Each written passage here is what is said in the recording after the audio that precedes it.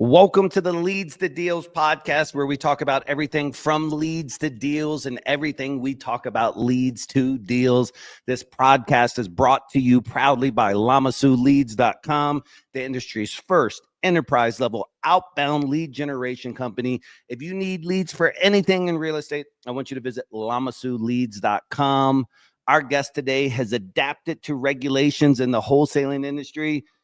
He's also profited from these regulations. And so while most wholesalers have panicked, I say he's built the infrastructure that now keeps them alive. Today, we're going to dive into everything: transactional funding, sales psychology, deal psychology, and how to turn pressure into power, plus the brutal truths on scaling lean and what that means in today's real estate market, as well as funding fast. So while regulators are trying to kill wholesaling, he's trying to save it. Welcome to today's podcast, Peter Russell. Thanks for having me, Scott. Dude, very welcome. I think you probably have to have, just by a function of what your business is, your ear to the streets about what's happening from a regulatory standpoint. So we're going to have a lot of people who watch this are like, they're in the REI space. Are you currently seeing government regulation as like your biggest ally, or is it something that's kind of slowing the industry's growth? I see it as a huge ally, especially for what I provide with transactional funding to double close. A lot of regulation, is pushing back on assignments, assignment fees, that sort of thing, right? But a huge way to be able to avert that or not have to worry about that is to double close, where you actually can buy it and turn around and sell it.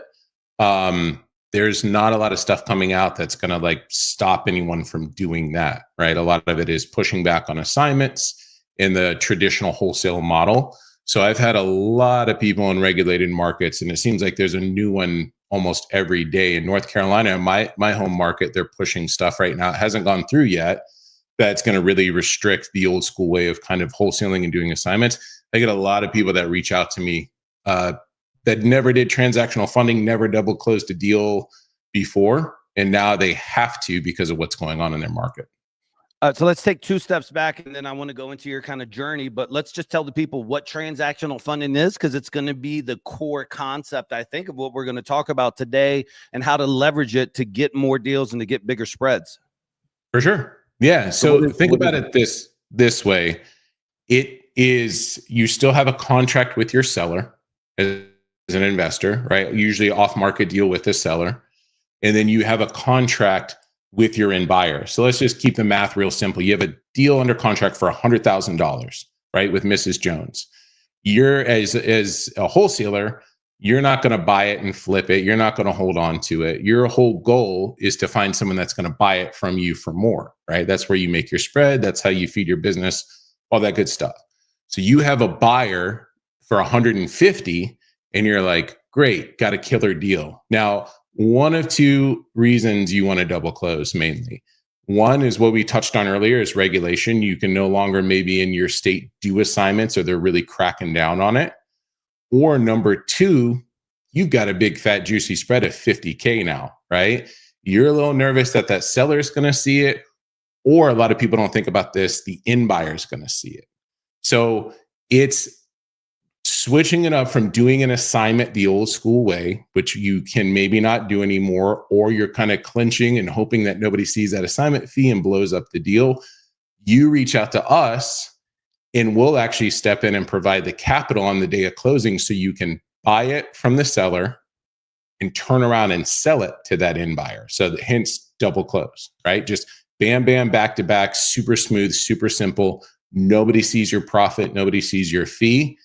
And you can like take a big sigh of relief on the day of closing. Like, hey, I've got this, but you don't have the 100K to fund it. We step in and fund that full amount for you. You know, it sucks for a guy like you because it's such an important thing, but it's like you said, it's transactional. So it doesn't sound as sexy as what it really is. You know what I mean? It's like you're the bridge that helps keep people's deals protected.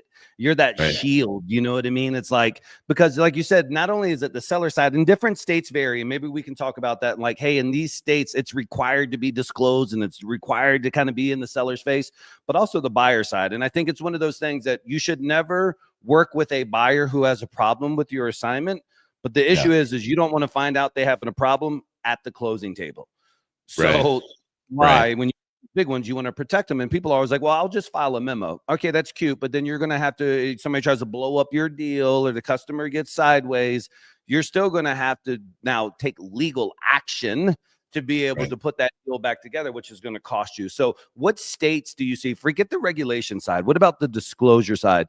What states do you see that, hey, people are raising their hand the most? And then what about their closing documents make it so it ends up being something that people are kind of trying to want to keep close to their chest? Sure. Well, I'll stick right here at home, right? Like the House bill that they have set up and hasn't passed yet, but probably will, legitimately says, going back to the memo thing real quick, like no more memorandums, can't do that. Your seller can back out within 30 days, any point in time. And you have to lay everything out in like big, bold font if you're doing an assignment, and you have to be a licensed agent now, right?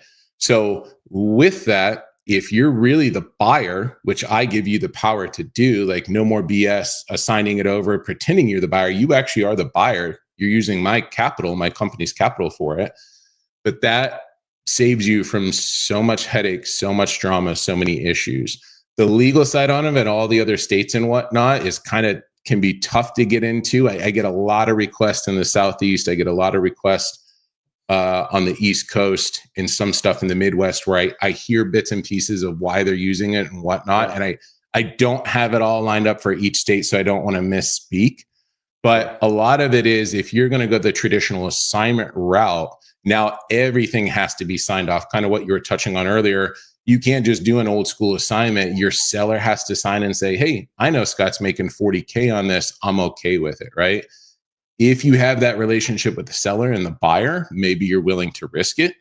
But if you want to avert that and not have to worry about it, where everything's disclosed and stuff can blow up on you, or that buyer can come back and be like, you know what, Scott, like I was looking at it a little bit closer. There's actually mold in the basement. I'm going to need to retrade this on you.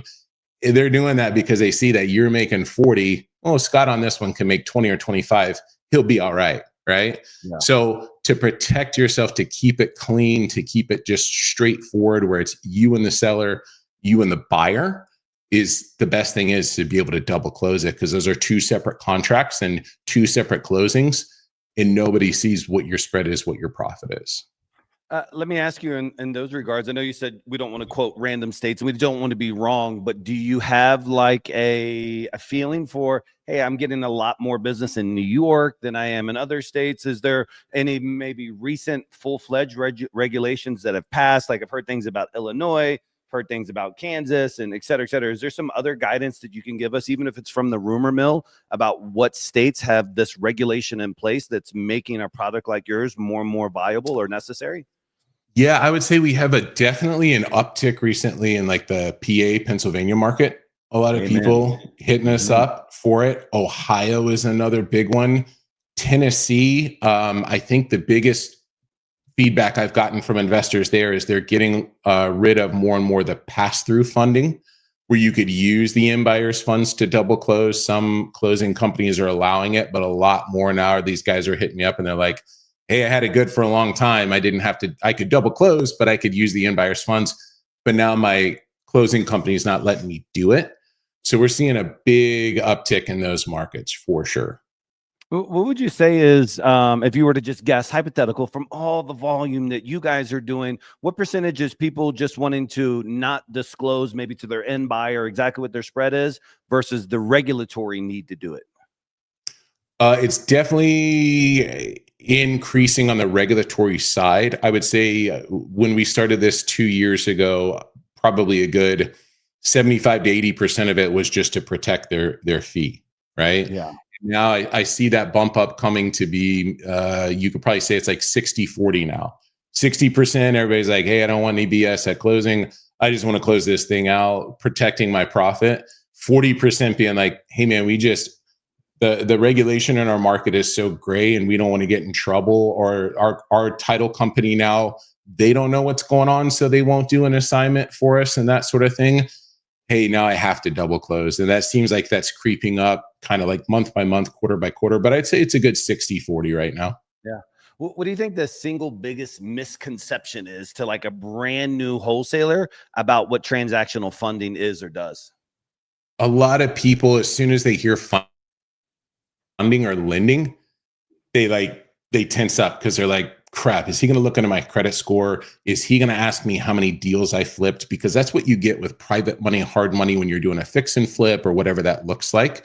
They're worried about like an underwriting process, right? Especially if they're newer and they don't have a big history and they can't send you a list of all the deals that they've ever closed. And for me, the moment I let them know, I'm like, I don't care about any of that, right?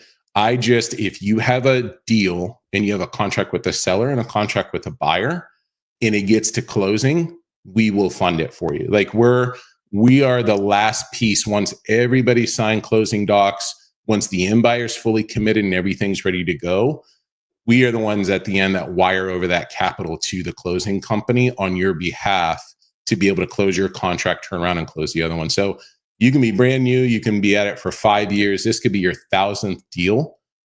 Doesn't matter to us. It's just we're there to fund it if it gets across to the finish line and we help get it across there. Where's the risk exposure for you guys? Or is your situation pretty fail safe, man? Like we're making sure all signatures are in, essentially all closing docs are completely ready. The buyer's money's actually already into the account too. Like how are you hedging your bets? Because you are working with newbies and people who may not know exactly what's going on. Yeah, for sure. Yeah, I would say I'd be a liar if I said anything is perfect and never there's no risk at all, right? But it's very, very risk averse what we do because of the points that you just touched on. Our process is to fill out a request, put us in contact with who's ever handling the closing, and then we work with them directly. We make sure we use a third party to verify wiring instructions because that's huge. You switch out one number or whatever. It's not like an Amex credit card where you're getting that back, right? So we triple verify that process for the closing company and they make sure that they have our wiring instructions correct. And then on the day of closing, we make sure that everybody's dotted I's, crossed T's, and that end buyer is fully committed, their money's sitting in there. And then and only then do we wire it over. So it's as risk averse as possible. You just have to stay on top of it and follow our SOPs. And we do get some requests where people are like, hey man, I'm in a pinch. Like, will you fund this on Friday? My buyer is going to be back in town on Monday. And we just say, unfortunately, no. We stick to those SOPs to cover you, to cover ourselves. Yep. But it has to be a true same day double closing. Yeah, I think we could do a whole podcast on title fraud and everything that's going on, especially right now with AI, and it's crazy out there. So it's great to hear that you guys have kind of put those protocols in place. So let me tell you something that blew my mind because I'm new to the real estate industry. You have more than a decade of experience in REI, correct? Yeah. Proof of funds. I thought, man, I see all these gurus out there being like, yo, here's my proof of funds document. And first off, they think that that's going to be their closing sales skills. Like, hi, Mrs. Jones, I'll send you this email to show that I have money. So proof of funds is wildly abused in the sales cycle of this. But we can all go to websites, candidly, similar to yours, and download a proof of funds document. How do you balance that between providing a tool for legit people and not letting some moron take your brand and throw it all over the world on a quasi fake, or that's not theirs, but this tangential relationship that they have with you? Yeah, that's a good question. I mean, it is something that we like to offer out to help the investors that we work with. So we allow it. At first, you had to request it one by one manually, and then they'll start coming in like rapid fire. And we run a lean and mean team, so we're like, okay, how do we fix this without pulling it away? And then so now we have it on the site. If you go to our homepage, one of the main buttons there is proof of funds. You can put in your information and we'll spit a PDF out there for you. But we do limit it to it's just the information that you have put in for that specific deal. And then we limit it to 3 a month for each investor. We have had some people try to go around and we can pull where the IP is coming from, so it'll block it after a while. And then after that, we do it on a case by case and charge for it, sort of thing. And then on the bigger deals over certain amounts, they have to call in and manually request it. I have a conversation with them, that sort of thing. Because again, we want to offer it, and we think it does help with their offer and hopefully make it a little bit stronger. but also we don't want people using it to offer on homes that are listed and they have no intention of double closing on it or making assignment deal, something that doesn't make sense. So it is that tricky balance there for sure. Yeah, and it's a resource that it helps.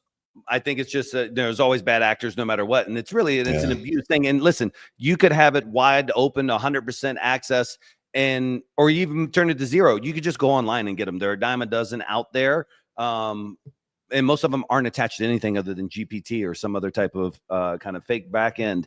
I think that when I talk to a customer, it's like, hey, do you have proof of funds? I'm like, who planted that seed in your head? Like, it's not. We buy homes all the time. Like, we've never had to show proof of funds unless some other wholesaler who didn't know what he was talking about was using that as a leverage or a conversion tactic.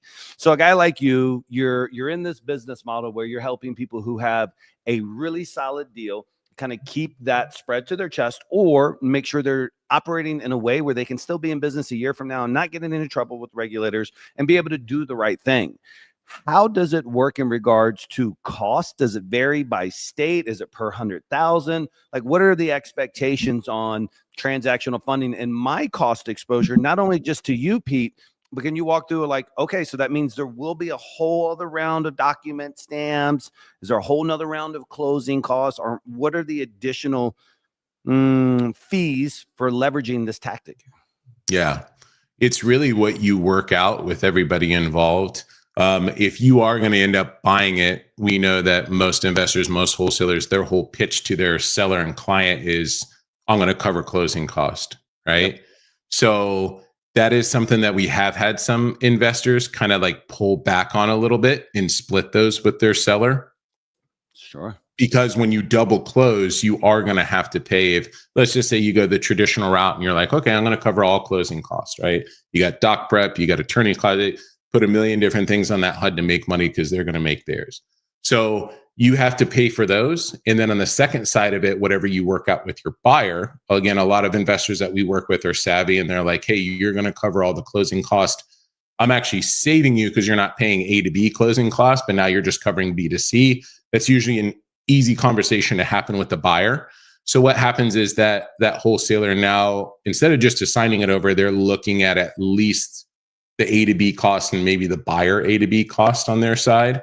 So it's just really how I've had some guys, I have conversations with a lot of these investors and wholesalers that we fund deals for, and they just go back and they just kind of tweak their model. So they're not coming out of pocket as much as paying A to B, B to C closing costs, that sort of thing. So you will be responsible most of the time when you're going to double close to now cover at least some of those costs that you wouldn't before. The good thing is that we provide the 100%, the full amount cash to close. So if you have a $100,000 deal, you're covering closing costs, it turns into $103,000. You don't have to bring anything to the table. We fund that full amount. And then my fees, though, are just going to come out of whatever my wholesale transaction fee would be, or that spread between the B to the C, right? So if I'm incurring $3K in cost on A to B and I have a $20,000 spread, I'm just going to net 17 in theory. Correct. Yep. And that's going to come out when that second deal closes, everything gets dispersed. We get our funds back along with our fee, and then you as the wholesaler get your profit. Yep. And so let's talk about your fee structure, if you don't mind. And I know it can vary in times change, rates change, et cetera, et cetera. But as of this today, October 10th, 2025, realistically, what should we expect when we reach out to your firm? Yeah. So right now, we have it very straightforward and simple. And I'll start with the minimum. Our flat fee is $2,000 to fund a deal. Now that's any deal $150K or less. So if you come to me and you're like, hey, Pete, I have an infill lot in Alabama, $35K. I'm going to sell it over, make a good spread on it, that sort of thing. Cool, man. We'll fund it all day long. Like, we fund small stuff less than $20,000 every single month too. But anything $150K or less, then it's just a flat fee of $2,000. When you go, that's it, just flat fee for that. And again, that comes out when the second deal closes. We get our funds back along with the fee. 150 to 500K, we're at 1%. There's 1% or whatever that is. It doesn't matter. A lot of people ask, or they're a little shy about telling me how much they're making because they think I'm going to bump it up if I hear that you're crushing it. And I'm like, dude, I hope you make anything and everything as much as you can as a wholesaler myself. I'm like, the big ones are always the funnest ones. That's awesome. So it's 1%. And then on those, we have an admin fee. It's $500. And then between 500K and $1 million, it's 1.25%. So we're putting out a little more capital. We're throwing it out there. We just charge a little bit more for it. It's just 1.25. And again, same thing. It all comes out on the back end. And that's it. Other than my closing costs for the attorney's fees, all the stuff that happens on my HUD, on my settlement costs there's no other fees to Velocity Advantage Capital. Those are all the fees. What we just started doing, because as we grow with volume and get a lot of requests every single month, and we had a lot of people kind of falling off or just sending stuff over, kind of being hopeful, to be able to make sure that we have the capital that we need available for the deals that are sticking. Now, when you go onto the site and you submit your request, you're going to get a button that pops up at the end of it for an initiation fee. Now, that's part of the admin fee. So it's $200. Once somebody submits a deal, they have a link right there, the debit, credit card, however they want to pay it. They pay $250 for an initiation fee. And what that does is that just secures it, that locks it in. And then at closing, that goes toward that $200 or the $500 admin fee. So we do have that up front now. That's the one upfront fee that we charge. Excellent. And in theory, most people shouldn't be going to your website to fill out this document until they already have their B2C lined up. That's what we ask for. Yeah. Have your A to B contract, have your B2C contract good to go. Excellent. And at the courthouse, for those of us who've never really done transactional funding, it's going to show me as the owner on the same day. When somebody goes back and pulls public records, 30 years from now, it's going to show that I owned it the same day I sold it, correct? Yeah, correct. And do you find that most investors, they're putting it in their wholesale company name, they're putting it in their personal name? Is there any tax ramifications to this because I'm taking ownership than a normal, let's say, I don't know, transactional, like a $50,000 marketing fee or whatever it may be? Are you aware? Almost everybody still puts it in like an LLC, their business, their wholesaling institution. On the tax side, it's another one of those ones that are tricky. And I think it's like business specific for that person and state specific. Sure. So I'm not 100% sure if it's like, hey, you could write it off, or, hey, you're going to have to pay more on it. That's definitely something I would say, hey, man, definitely talk to your tax person about that and see what that's going to look like. If you have to set a little bit more aside for that. I think it varies like person to person, business to business, and how they file and all that good stuff. I had Jamil Damji on my podcast a couple of months back, and we were talking after the podcast, just like this, shooting the shit for a second. And he was like, man, you know what, Scott, if I'd do anything all over again, and I would encourage you since you're newer, he's like, dude, I'd just lend money. He was like that. He was like, everybody I know that's lended money, they're stress-free, they're hanging out. Like, it's just the transactional funding. The guys are doing hard money. If you got the capital, lend it out there. And then, so I think of a situation like yours, you guys have done 70 million in money being out there. Are you constantly having to go back and raise more capital for yourselves, or are you guys able to pretty much pivot in and out with your initial pool that you're able to recycle it fast enough to hit your volume? Or are you constantly raising? So originally it was all self-funded, just money that I've made over the years in wholesaling and had on the sidelines. And I was like, what am I going to use this for? What am I going to put it together for? And then came the good problem of like, okay, I'm getting more requests. Like, this is spreading through referrals and affiliates and that sort of thing. So I did go out and raise some capital.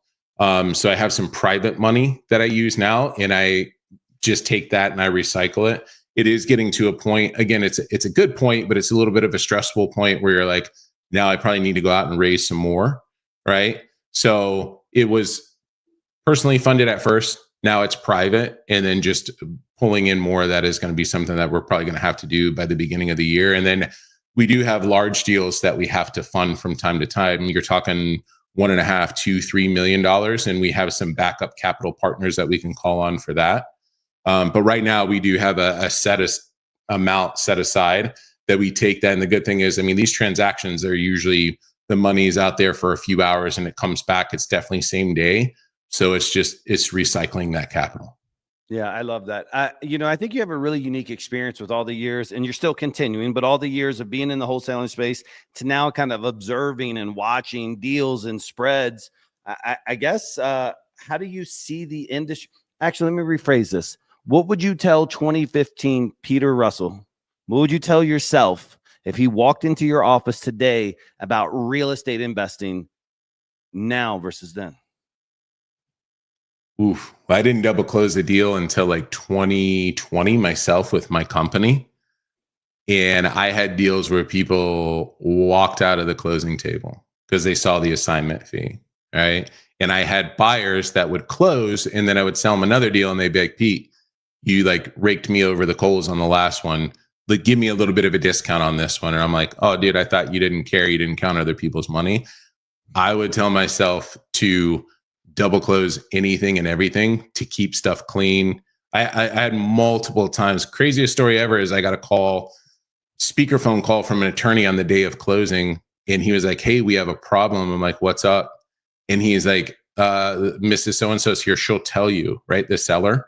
And she like went straight to the assignment fee. And she's like, how are you guys making this on it? And I played it cool, right? I was just like, hey, we let you know that sometimes we partner up with people. Sometimes we're not the end buyer. If you see you're getting what we agreed upon, we're actually covering closing costs and everything like that. Let's just move forward. And I thought it was fine. I thought we were good. And she just got up and she's like, no, I'm not doing this, and walked out. And I lost that deal. So I would tell myself, hey, man, there's a way out there that you can go and use other people's money and CYA and just cover your ass on every single deal and not have to worry about this. And then just do it as much as possible. So you're not, don't risk it and say, if it's a $25,000 deal, then I'll do it or not. Some of the smaller deals fell apart. Larger deals were always cringy. So I tell myself that there's a possibility out there, because I didn't even know about it until 2020, because someone told me we're selling to them and they're like, you can't assign this. They're a bigger institution. They're like, you have to close it. And I scrambled and I was like, okay, I got to figure this out. Right. So tap myself on the shoulder and say, hey man, double close those things. Don't stress them. Don't worry about it. Don't let those deals blow up. It reminds me, yesterday we closed a lady. I have a REI investment office as well. And we're pitching her super late at night and she gets the contract and she just, whatever reason, goes sideways. And I happened to look at the deal. I go over there and looked at the guy and I was like, dude, we're doing a flip right now, like 2 streets over from her. I was like, just get on the phone and tell her that, like, hey, we're doing this. And he said, well, why don't you come in as a third voice? I came in, talked to her, and she was so happy just to realize that, hey, we actually were local. We did have a crew. She's like, I know exactly the house, et cetera, et cetera. But it just takes me to the credibility it gives you as a wholesalers who are listening out there in your pitch to say, I bought this house. I bought this house. I bought this house. Because when you use transactional funding, you can say honestly to somebody, I bought that one, I bought that one, I bought that one, I bought that one, I bought that one, and you sold them. And so I think that that's kind of a cool benefit to your pitch of like, hey, I'm doing volume. Mrs. Jones, if you check in the books, you'll see 45 properties that my company has personally bought so far this year.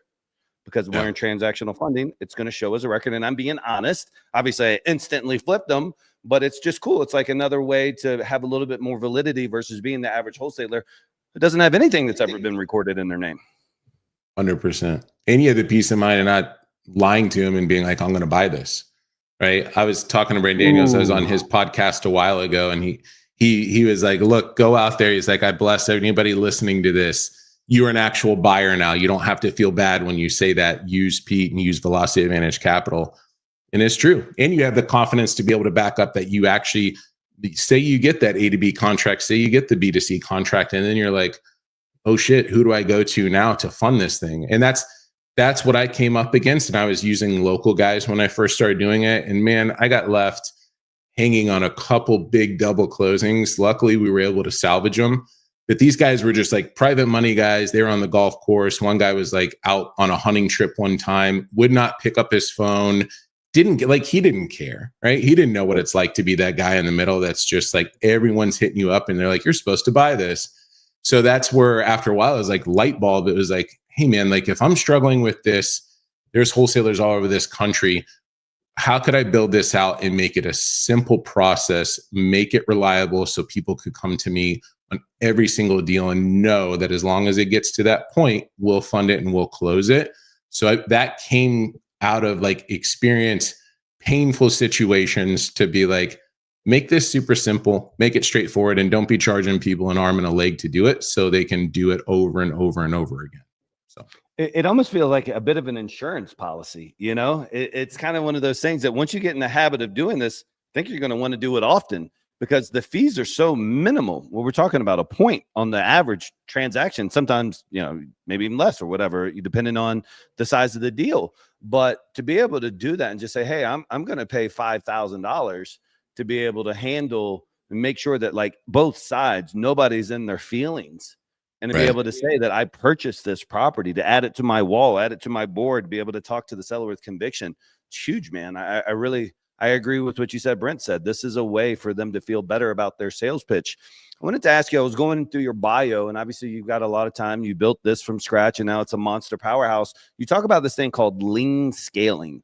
I want to kind of end on that. To you, what does lean scaling mean?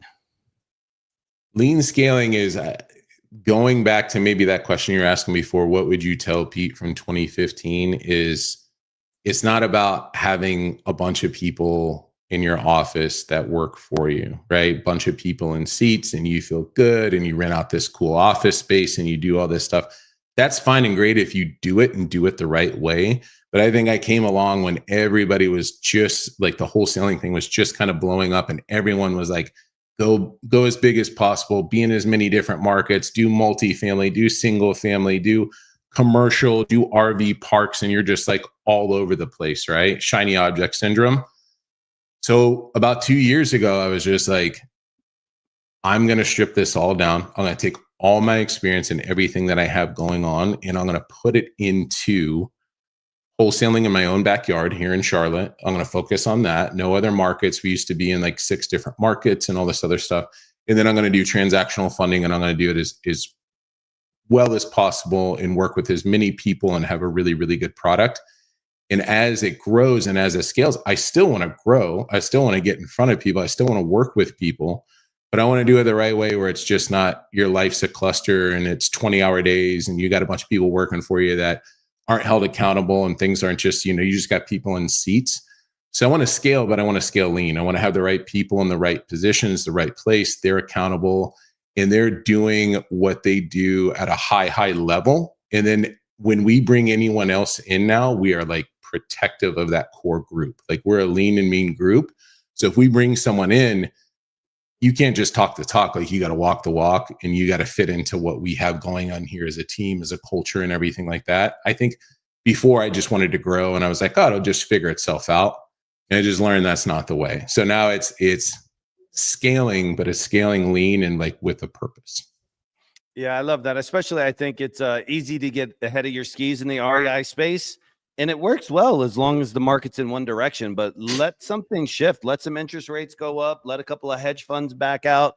It's very, very easy to be captured in that environment. And, you know, me having an agency, I have an outbound agency here. I get to see into a lot of people's businesses nationwide and get to watch the individual markets kind of shift in real time and kind of watch people move and adapt slower. And some of them are faster. And so I definitely agree that with real estate specifically, you can do really, really well with lean, dialed in operations.